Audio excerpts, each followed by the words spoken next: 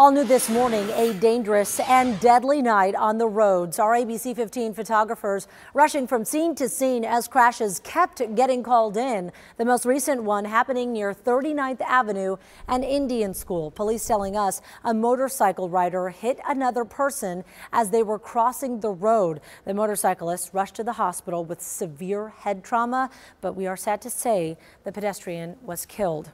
A bicyclist in surgery overnight after getting hit by a car near 32nd Street and Roosevelt. Phoenix police telling us this one happened as he was trying to cross the road, nowhere near an intersection or a crosswalk.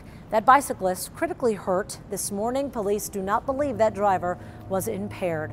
Finally, 4 people hurt after 2 cars collided near Germain and Price in Chandler. We're told one of them, a 20-year-old woman who had to be rushed to a trauma center, but there's no word right now on how severe her injuries might be at this time. This morning, an Avondale family is